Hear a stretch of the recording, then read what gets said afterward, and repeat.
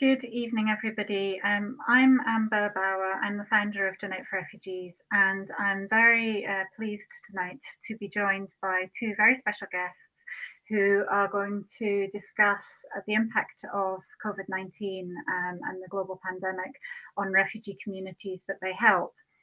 So first of all, I want to welcome Becci Ferguson, who is a nurse and team leader with MARDi in Paris, and I'll ask her to say a few words in one moment. And we also have with us Dr Siyana Mahroof, medical director with Kitrinos Healthcare, who work out in Lesvos. So I'm very, very happy to have you both here. And Becci, if I could just ask you first to do a very brief introduction. Hello, I'm Becci. I am a paediatric trained emergency nurse who works in London when I'm in the UK at King's College. I've also worked globally in Rwanda and Afghanistan.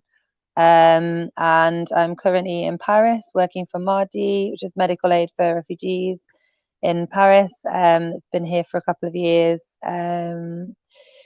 We are currently the main medical clinic for the camp. Of about 2,500 people in Porto Paris. Medicine du Monde do some cover a couple of days a week, but primarily it does 5 days a week on long days, seeing around 100 people a day. Yeah, that's us. Thank you, Becci. And now I'd like to introduce Siyana.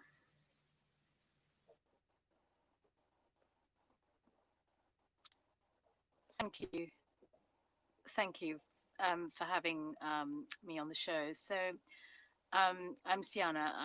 I actually started as a medical volunteer on my very first mission in Lesvos about 5 years ago now. So 2015, during the peak of the European crisis through Greece, I made my debut sort of appearance in the humanitarian sector. I'm an ordinary GP in South London until then, and having made that visit, I was inspired to actually just give up my regular job in the UK. It was one of the most profound experiences I've ever had. I didn't think at the time that I was then going to set up a whole organization that would allow, fellow humanitarian doctors who found themselves again by coming out and helping us. And of course, one of the reasons I'm really grateful for being here tonight, one of the reasons for being here is that this problem really should not have existed 5 years later. I never ever imagined that we in so-called civilized society will be sitting here discussing a problem that really it should not be, it should not exist, but it does, amongst other things. And so just to give you an idea, we were in the we're based in a camp called Moria, rather infamous for being one of the worst camps in Europe, until recently. On September the 8th, a large fire took place, which I'll talk about more in detail later, because it is very much related to the pandemic and the appearance of COVID.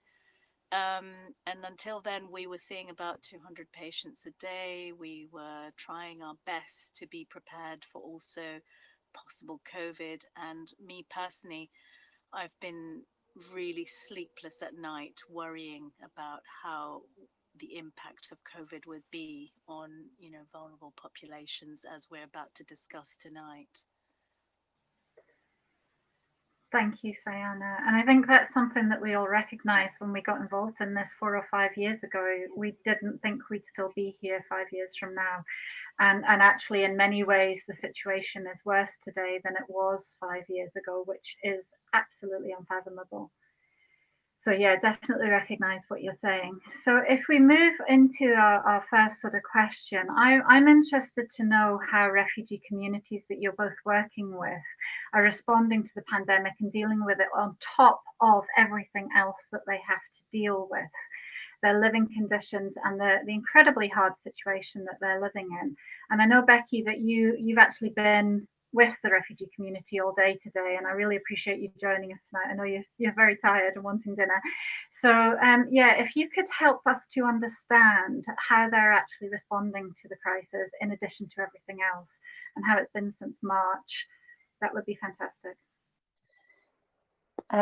So here in Paris, like I said, at the moment there's 2,500 people under a bridge.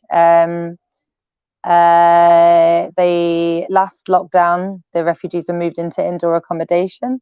This time, the plan seems to be for them to lock down in the camp. There's been no suggestions of evacuation.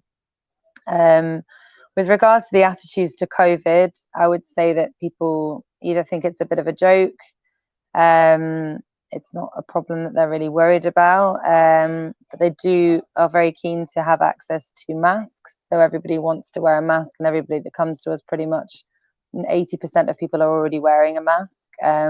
We're distributing to about 250 masks a day, with like priority to clinic patients, but also to everybody, because we would rather everybody was wearing a mask than not wearing a mask.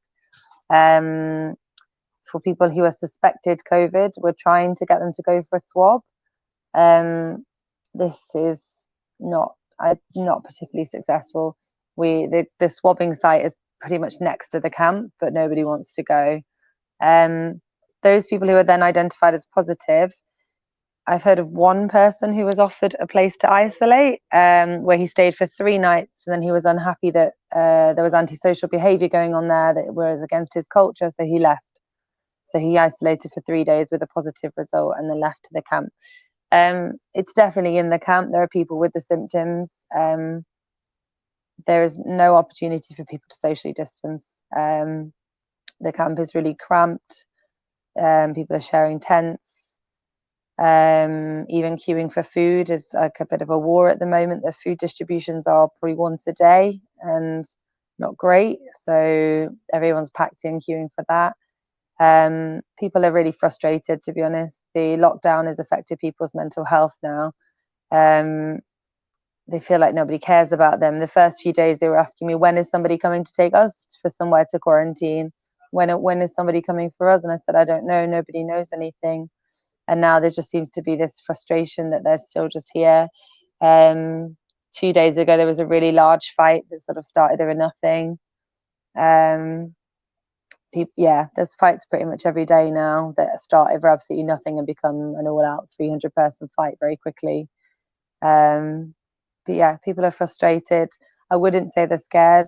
There's a few families who are a bit more scared and a bit more nervous, but they very much stay in their own space anyway. And yeah, the rest of it is that it's sort of a bit of a joke. And yeah, we get people who come to the clinic and say, I have corona, ha ha ha, and you say, well, why do you have corona? And they say, oh, I have a cough. But it's not something they're taking very seriously, but they're following the rules where they can. And do you think that that's because there are so many other things for them in life to concern themselves with? There's so many other things that are causing so many hardships that COVID is just another in a long list of things where absolutely. I mean, for the first wave of COVID, I was working in Afghanistan, and I can tell you, people there didn't care. They said, people drop bombs on us here. If we have to lock down, we don't make any money. So there, they didn't care, and I didn't see the effects like it is in Europe anyway. But again, I would see the same attitude here in the population here, as I have enough to worry about. This is just another thing, but it's not the worst thing in my life. So, and I mean, sort of just from word of mouth stories, I would say the population seems to be doing okay mortality wise, and be experiencing milder symptoms. Really, which is interesting in itself, isn't it? Let's come back to that in a moment. Thank you very much, Becci. So Siyana, is this something that you recognise in Lesvos in your experiences in Moria as well?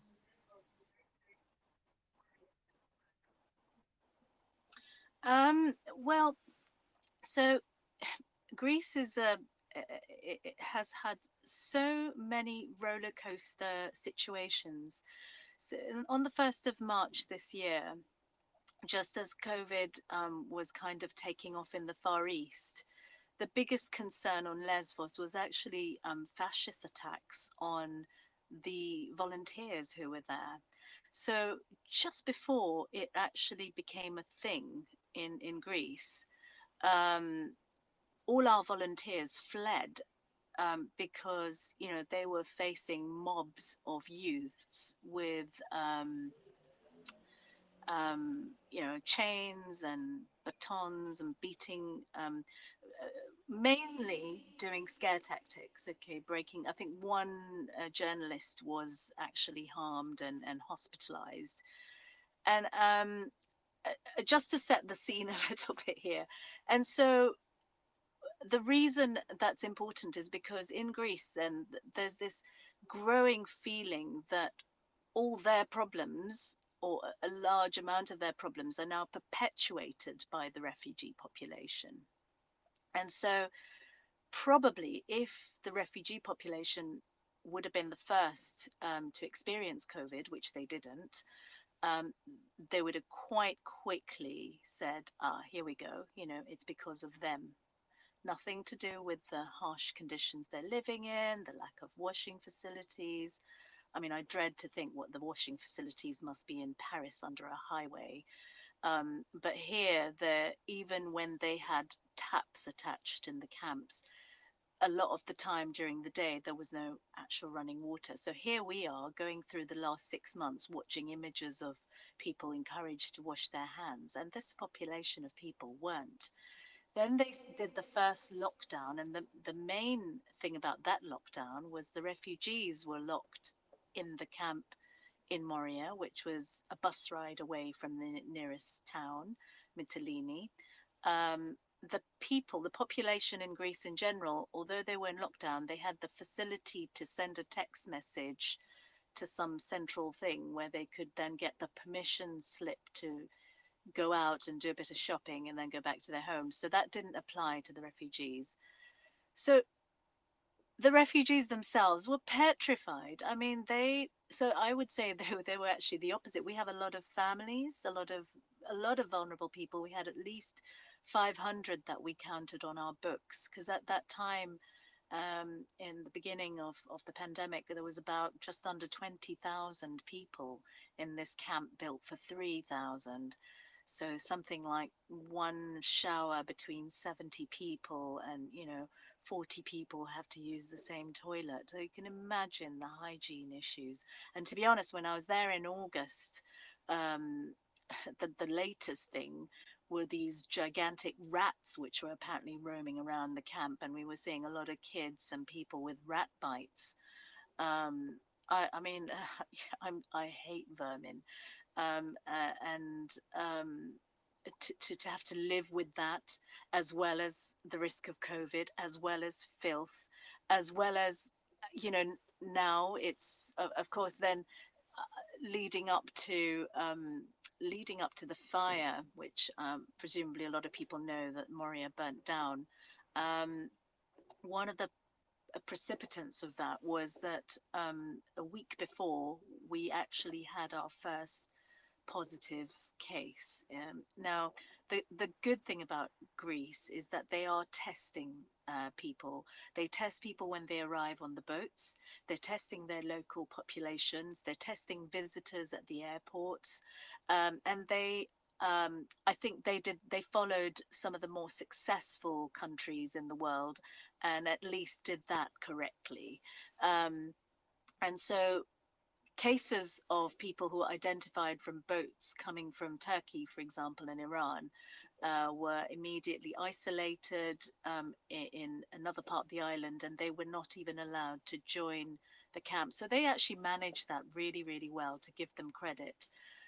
But the thing about the people was that we had to distribute, like yourself, Becky, we had to distribute masks. We actually, in the end, ended up making reusable masks, 4-ply masks that people could wash and use in the camp. And they did. They even applied it to their babies and their children. They were so good, so compliant. And during the peak of this pandemic, say April, May, our clinic numbers dwindled, so they're very respectful of only coming when they really, really needed to. And believe me, all of them really had things that they needed to, come and see us for.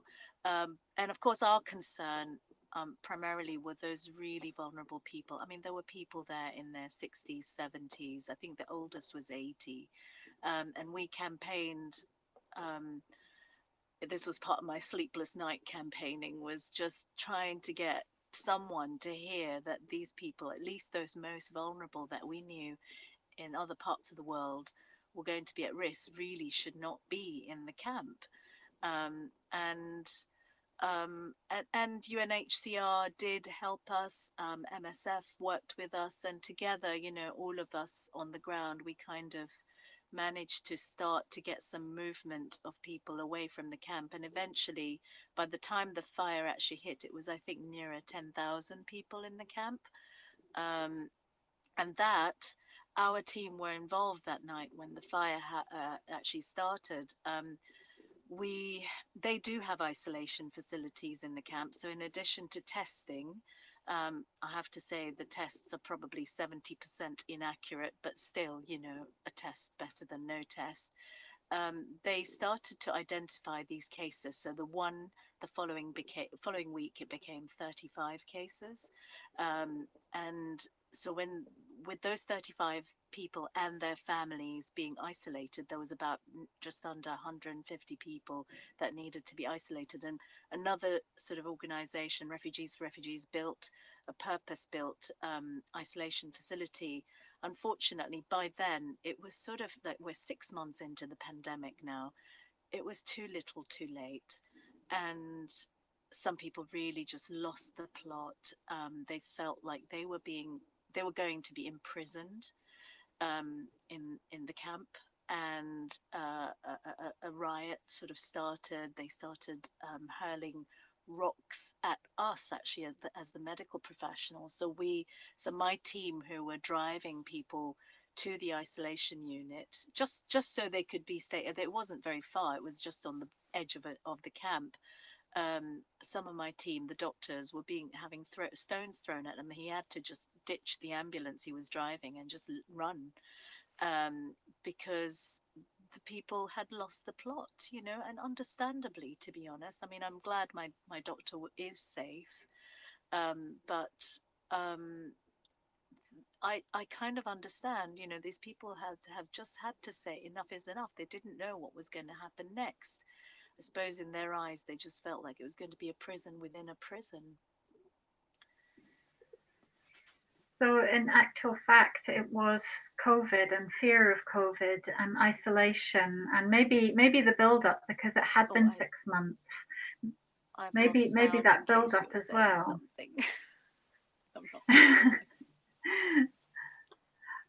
Okay, not to worry. I think there's a bit of a delay, but maybe you'll catch up. But I'll move back to Becci for a moment. Sorry, but thank you very much, Siyana. No problem. So, Becci, to move on then, I'll get Siyana back, don't worry. On the next bit, we've got, I think France went into national lockdown on the 29th of October, and you've touched on this a little bit already, but what has the national lockdown meant for refugees in Paris? So currently it means that they are more afraid to leave the camp, essentially. The current camp, there's been provision of toilets and some running water from another organization, and the French government are largely ignoring the camp at the moment, which is what seems to happen. They kind of ignore the camps. They get bigger and bigger and bigger, and then there's normally some kind of fight or problem, and then they evacuate them to either just outside of Paris or Portsmouth or something, and it all kind of starts the cycle again. So that last time the French government did house the refugees for the lockdown, but this time it just seems like, I mean, a few days last week, a few days last week, we had a police car sitting at the corner of the camp, but they weren't stopping people. It just seemed to be like a presence to try and put people off from leaving. Yeah, but apart from that, people are just afraid to leave without an attestation, which is like a paper that says you're allowed to be in the street. So even if we refer someone to a clinic, they're afraid to go outside of the camp. But apart from that, there's been no mention of what the actual plan for people is if the lockdown becomes tighter, because people are frustrated. They can't leave the camp to buy food. As I said, the food distributions are about once a day. So people are hungry more than anything at the moment. And they're feeling trapped. Which is two massive concerns for mental health and for the fights that you've talked about already. Yeah.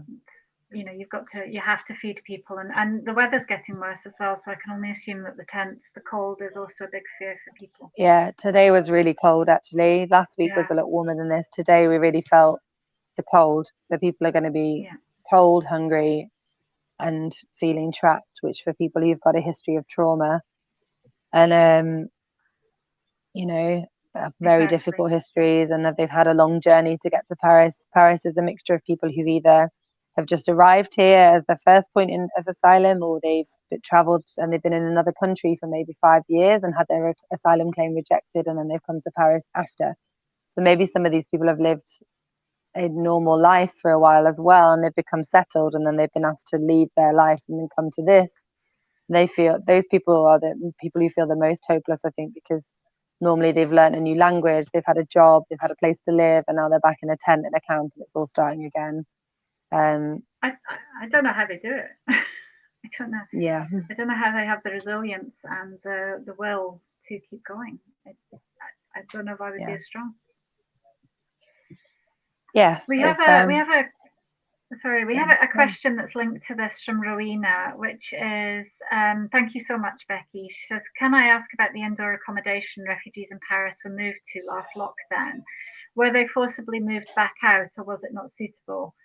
And would it be a good idea to move refugees inside again this time if it was better managed? So anytime they move people inside from the streets of Paris, it's often to something like a sports hall with like a few hundred people living in there. It's often they don't care for cultural divides, so you can have people who have accommodation, but they're not living with people of their culture. So if you try and mix people of an African culture and an Afghan culture, it's not going to work because they don't culturally like each other, and they live differently. So it's not. This is never considered when people are moved into evacuated accommodation. So it's either sometimes people are forcibly removed from these, they're a couple of weeks and then they're out, or people choose to leave. But I think, you know, we've met guys on the street before who've been like, well, I have accommodation, but I don't want to be there because this is where my people are. And I think if you've already been through so much in your life, you want to be around something that's at least familiar. Yes, of course. Yeah, absolutely. Okay, and thank you. I'm just going to go back to Siyana and see if she can hear us again. Siyana, oh no. Which she obviously can't because she's left us again. Strangely enough, Siyana is joining us from London, and yet still we have problems with the connectivity. So that's just the way it works sometimes. So if I can move on to the last question, Becci, because I know that you're tired and it's been a long day. In terms of your own experiences and views as volunteer medic helping refugees, what's kind of your personal experience, your personal views helping people during this time and in this way, and it's sort of about the situation, about the help that they get or don't get from the state, about society as a whole, and what kind of reflection this is on us. What would be your personal sort of opinion on this? I mean, it's entirely frustrating that I'm in Paris, which is a Central European city in a country that has money, and there are people who have to live on the street and live on food donations. And that in a global pandemic, it's difficult for them to even go and get healthcare still. I mean, for any medical problem, if someone needs to go to hospital, I know that if I don't send a volunteer with them to advocate, the person maybe will not go because they feel that the French healthcare system, they quite often are humiliated for not speaking French, not understanding, maybe that kind of way. So I know that I have to send someone with them to advocate. So I can see this is why people don't want to go and get a swab. Like, the stigma around it every time they access healthcare is really difficult.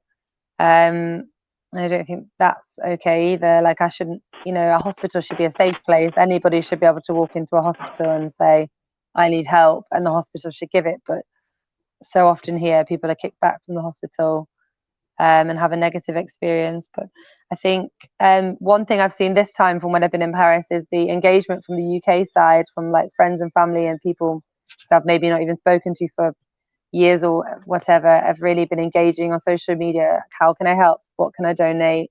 How can I be part of what you're doing, even if I can't be there? Which is, I think people are sick of hearing negative news and they want to try and be part of making something better. So in a way, that does feel a little bit more positive, because people are engaging with something they didn't engage with before, and that's at least like a silver lining, that at least people are looking for ways to make the world better.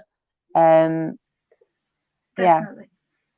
I hope that answers the question. Yes, it does, and I think it's nice to end on, with your bit at least. I don't know if Siyana's coming back, but to end on kind of a positive, because it was at the beginning of this pandemic, back in March, we were all in this together. It doesn't distinguish between rich or poor. Anybody can get COVID. We were helping the homeless and putting them into shelters. We were helping the refugees and helping them get into shelters. And then somewhere along the way, we've lost that. And I'm not quite sure why or how, but certainly the governments, it feels like they've lost that sentiment and that mentality. And it's really nice to hear that if governments have lost it, citizens haven't. So citizens and our friends and our family are actually stepping up and helping in communities, which we've seen here with school meals and various other things as well. But we need to find a way to get our governments to care again, because the situation is worse today than it was 5 years ago. Absolutely. Becci, I want to let you go because I know that you've had a really long day and you probably want to eat. We have Siyana back and it looks like she can hear us again. So I'm going to thank you very much indeed for joining us and for sharing what's happening in Paris.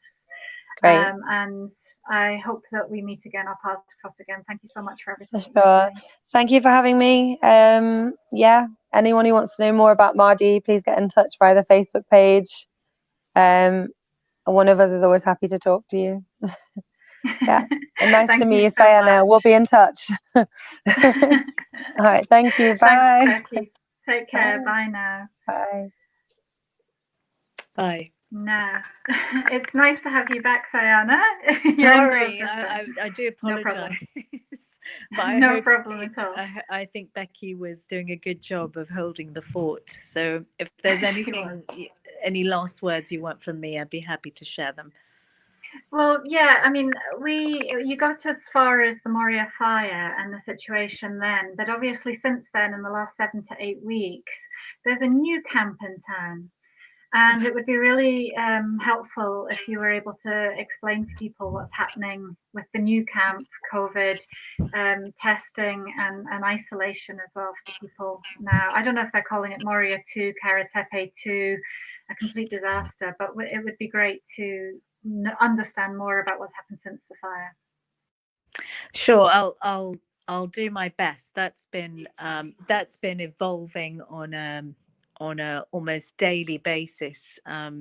Very frustrating chain of events, but again, credit where credit is due. People could not live on a street for any length of time. Even the days that they were there in the beginning was just too much. So it was something that needed to be facilitated.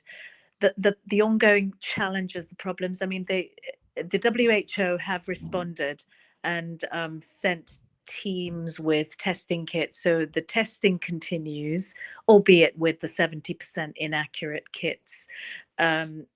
Isolation has been attempted. So as the cases got into the hundreds, what was effectively happening is that it was impossible to contain people, because again the wash facility, we thought Moria was bad, and I think the people knew Moria was bad, and to say that a situation of, it's a bit like jumping from the frying pan into the fire, it's just got worse again.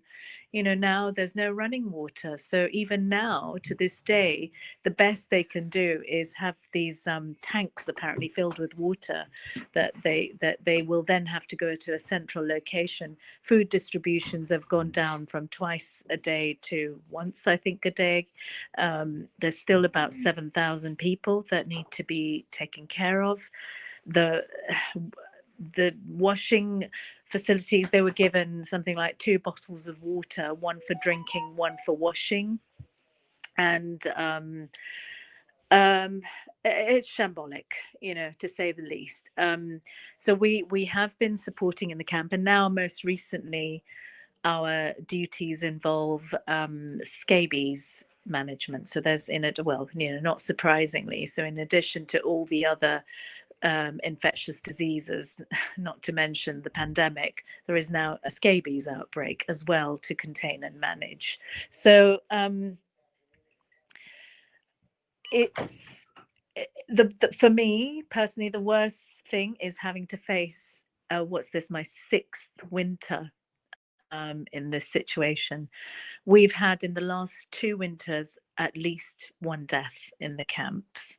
One in Karatepe, the previous Karatepe, which was actually a fairly luxury camp, and one in Moria last year. I dread to think they're right next to the sea. The winds run high. It's a very unsheltered location. So for me, the pressure now is to create as much awareness as possible about the fact that these are human beings with children and pregnant. There's 250 women who are pregnant. I mean, you know, for those of us who have been pregnant in our lives, you know, it's meant to be a time of such a special time to be carrying another human life inside you, and they are living in this situation. So I do feel really, really strongly about the situation, and hence I'm here, and I'm very grateful for you for setting this up. You know, what can I say? Words are just not enough. So I hope that gives you a gist of it. It does, and it starts to explain what sort of cases that your team are looking after and what sort of health concerns that they have in the camp as well. I don't know what's wrong with our tech, but there you go. Let me just mute. Are we back? Can you hear us? Okay, we've lost Siyana again, but I want to thank both Siyana for and Becci for today. They've both been absolutely amazing, and both teams are doing everything that they can to help the refugees across Greece and in Paris. And I know that you'll all join me in thanking them for their incredible work. I don't think we're going to get Siyana back this evening, but if anybody has any questions for her, then please do put them in the group chat. So yeah, all that remains for me to say is thank you very much for joining us tonight. We'll be back online with other guests very soon. Thank you. Take care.